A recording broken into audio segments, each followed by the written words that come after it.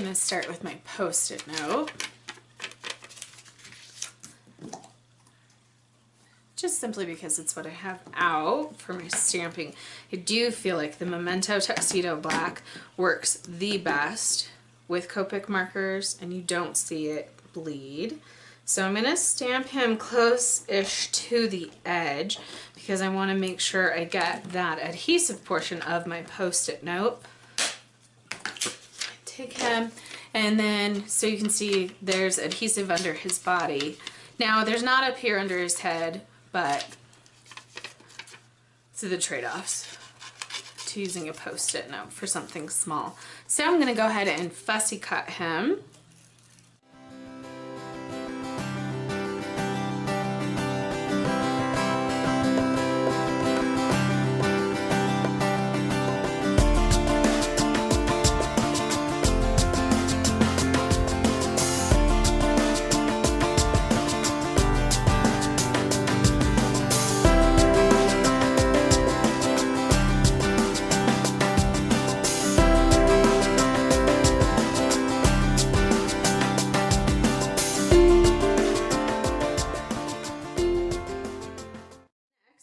Grab my cardstock that I'm using, and again, as usual, I am using Nina Solar White in 80 pounds. Now I've created this mask. I just simply used my Fisker's circle cutter, cut a hole, and you can see I've actually made a couple out of this. So I am going to line this up simply because this just, you could of course stamp it and then put your mask on around it, but I am notorious for putting things in the wrong spot. So this just kind of helps me get my whole project lined up where I need it or want it. So I'm going to go ahead and again ink him up with that Tuxedo Black from Memento. Place him on, press. I like to give it just a moment to make sure that that clearly and cleanly absorbs. Got a tiny bit of not perfect there, but I'm really not going to worry about that too much. So now I take my mask, place it over my dog. There, line that up, pretty good. And then I'm going to take my grass image. You can actually see I got a tiny bit of ink blot on the card, but I think that'll get covered as we stamp. So now I've got my grass line and I'm going to begin inking. On this particular card, I have been starting with my grass area and then doing this guy. And this one, I'm going to be using my Distress inks from Tim Holtz. And for the grass, I've got Lucky Clover and Mowed Lawn. And I think maybe if you've watched a few of my videos or seen some of my tutorials, you might have seen that I'm kind of switching from the rectangular ink blotting tools over to the round ones. And really the purpose for that is I love that these give such a soft line. Even if you get kind of a heavy application, you don't get quite the lining that you would with some of the rectangular shaped ones, so you can kind of come in more from the center and not run the risk of creating a harsh or a hard line where you're inking. So I try to kind of go carefully around where his body is. Look, I just made it. And get that just working. And I'm sure in the video you can see that my whole table is shaking.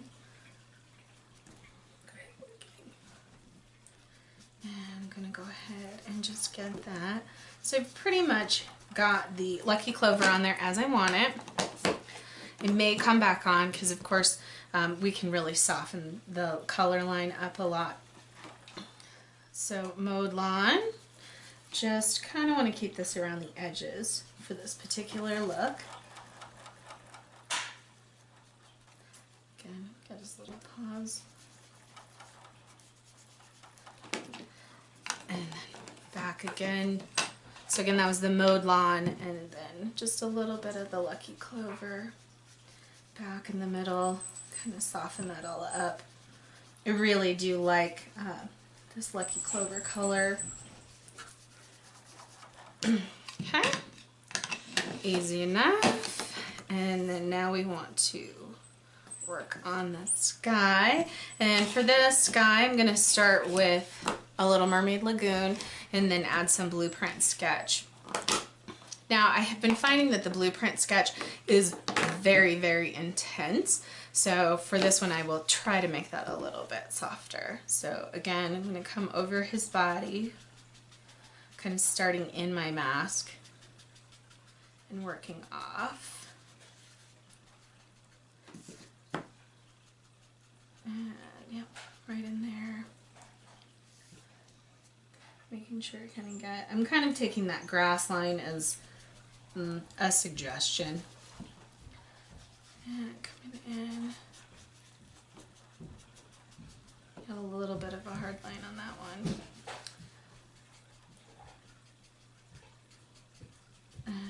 Working.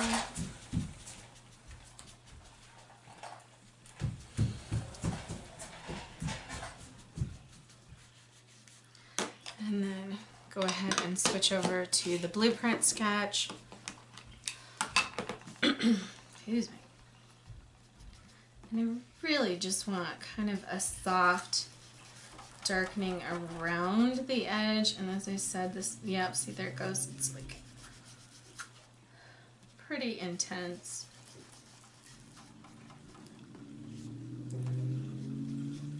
Certainly, I think it helps to almost blot off some of the excess on cardstock. Certainly can do it on, like for example here I'm using one of the Ranger craft mats. It's not gonna certainly absorb as much as if you have a paper background. I'm gonna soften that up just a little bit. Blend those colors together. One of the things I've noticed when working with the mask, that sometimes like that looks, to me, my eye, really dark, but once we pull off the masks, it's usually not as intense. So I'm gonna go ahead and pull off my little dog. Pretty decent coverage. Oh, and I think I forgot to mention, on the mask, I have applied a little bit of ATG just to kind of hold that in place since I am rubbing on it. And what I usually do is put a little bit of that ATG on the top and then stick it, of all places, to my shirt to kind of soften that up.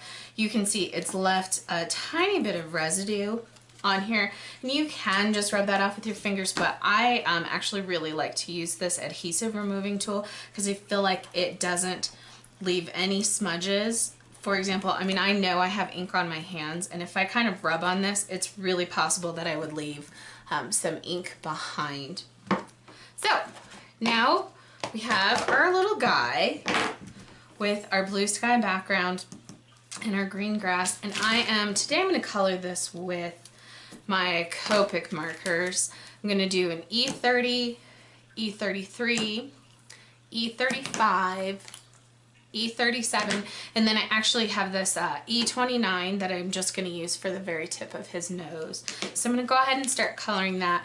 Now, if you guys have been online or if you work with Copic markers, I am sure that you know there are about as many different ways to color with Copics as there are crafters out there.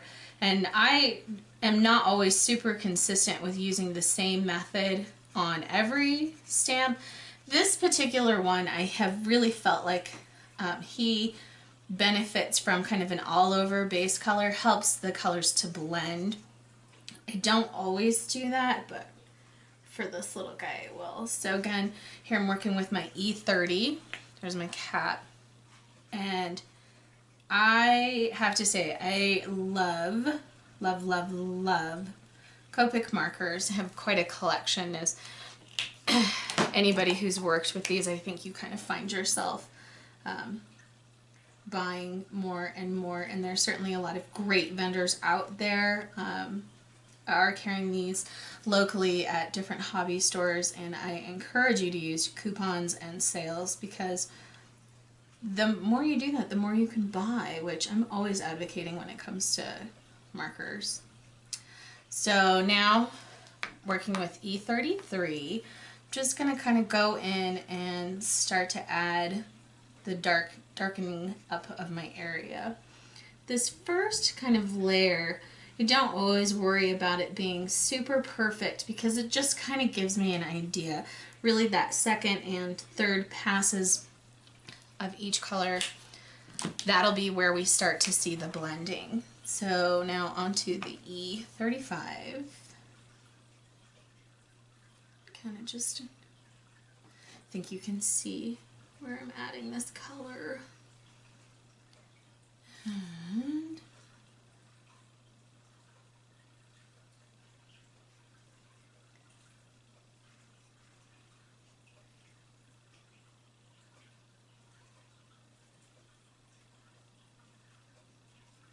add that in here.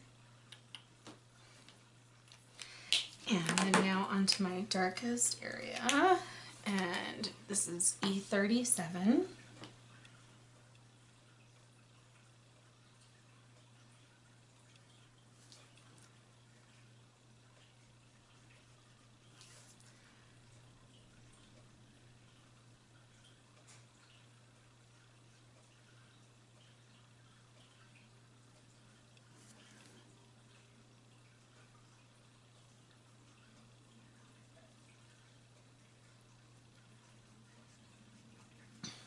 So now I've kind of got my main colors out where I would like them indicated, and then so I just finished coloring with E37, and now I'm going to go back in with this E35 and just kind of blend from my dark shade into my two medium shades.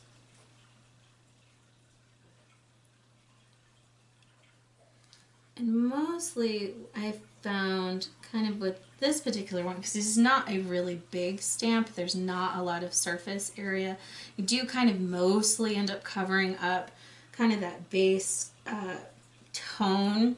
But if you didn't want to do that, you just restrict yourself, or possibly in my case I might have just made that area a little bit bigger, but I actually don't mind losing a little bit of that E30 or most of that E30.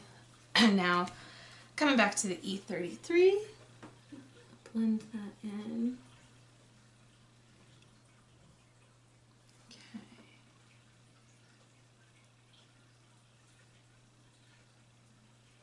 And just see what you're kind of doing. The alcohol in the marker allows you to come in and blend those colors together. So I want to kind of take that just along where you can kind of see that line between the two shades, keeping in mind that this is not my lightest tone. Come back over that middle piece. And sometimes I do feel like it's helpful to give it just a moment to blend, because I have certainly been guilty of blending, and then muddying it and not allowing the kind of differences, the shading, the variation in color to really shine through. So there's this little belly coming on through.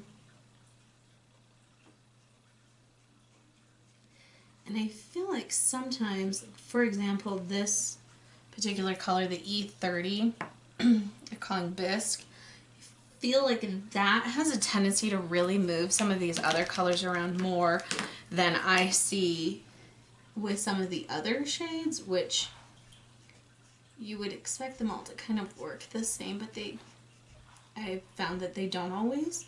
So it's just a little bit of a practice, a trial and error, and understanding that this is an imperfect process. And the hand coloring, I mean, really, there are some amazingly talented artists out there, and they could probably come in here and make it exactly perfect, but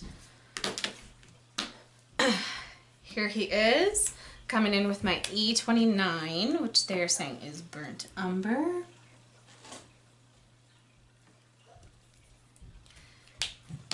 Okay, now that we have our little dog on our circle completed, colored with ink, the sky and the grass, and then Copic markers for the dog himself. We want to go ahead and mount that to our background paper. So I'm going to start with this definitely retired DP from Stampin' Up. I've had this stuff forever, so I'm glad to have a project. And then I've got some navy cardstock here that I'm going to mount this to, and I will be honest, I have absolutely no idea where this paper came from, who the manufacturer is, or anything like that. I did get some paper from like people gave me, and I've bought some bargain boxes and things, so kind of end up sometimes with some stuff that nobody has any idea where it came from. Again, ATG.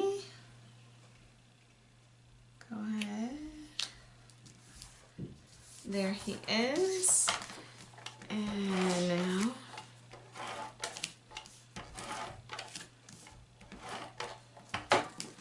down to our card base.